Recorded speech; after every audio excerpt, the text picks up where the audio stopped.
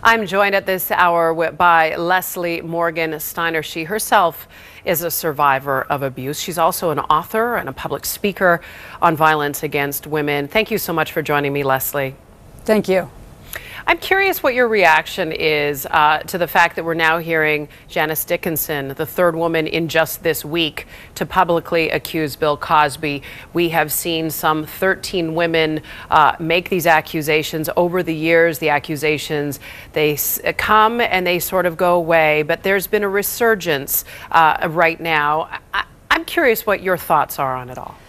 Well, you know, Bill Cosby is an icon, and his work is beloved by millions of Americans, including myself. But I think that there are three really good reasons to believe these accusers.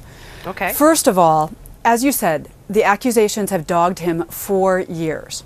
Second of all, over a dozen women have come forward with remarkably similar stories of being drugged and raped. The MO is the same every time. And third, it is actually incredibly difficult to falsely accuse somebody of rape with any credibility. The stories fall apart very quickly when they are not credible.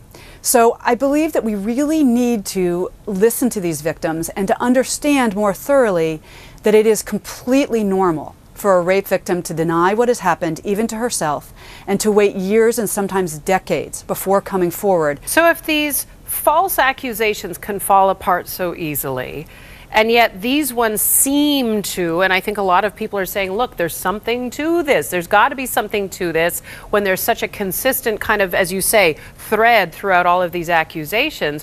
What is it that keeps it from sticking? Does he have some sort of Hollywood immunity?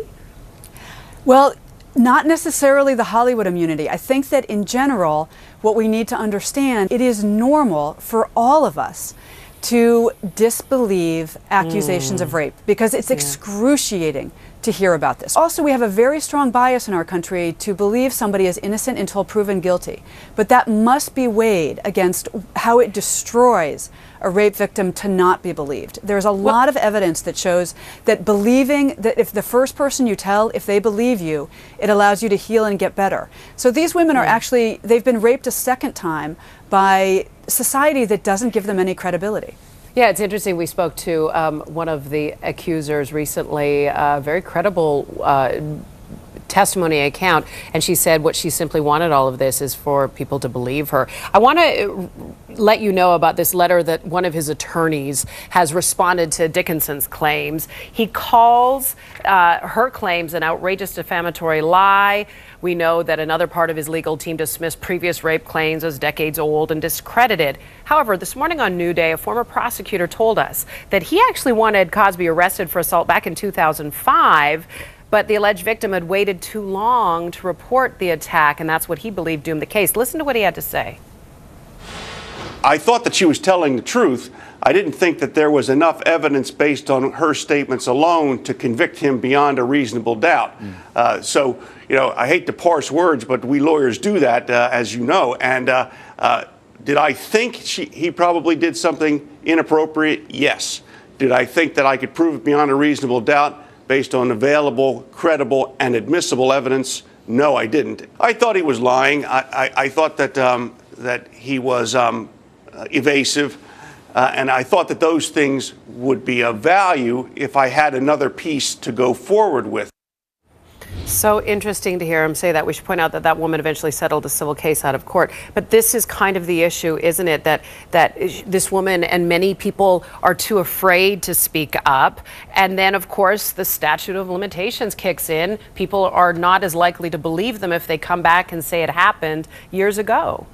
And I think this is something that really needs to change in our society and in our criminal justice system.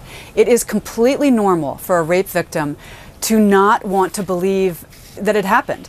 And you have a sense that if you deny it and you don't tell anybody, you're going to control the damage.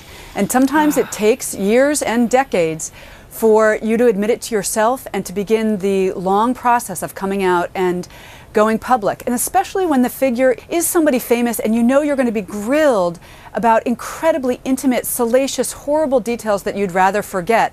I think we can all understand why it takes victims so long to come forward. And the reality of our criminal justice system right now is that there is a statute of limitations. But that doesn't mean that we shouldn't believe these victims, and also that we shouldn't understand that it is very powerful for somebody to come out with the truth, even if it's something that happened 30 years ago. I talked to a lot of victims who say they were, after their rape, they were never able to enjoy sex again, that they were never able to be alone with a man again, or even alone in their bed without being afraid. And I think we really need to shift the focus from accusing victims of coming forward for financial or other reasons to having a much more nuanced understanding of what the experience of being a rape victim really is all about. I'm so glad that they have you to speak out and speak about this topic, and to confront some of those stereotypes and the misinformation that's out there. It's a horrible thing to not be believed. I think that's something that we all can understand one way or another. Leslie Morgan Steiner, thank you so very much for joining me. Thank you.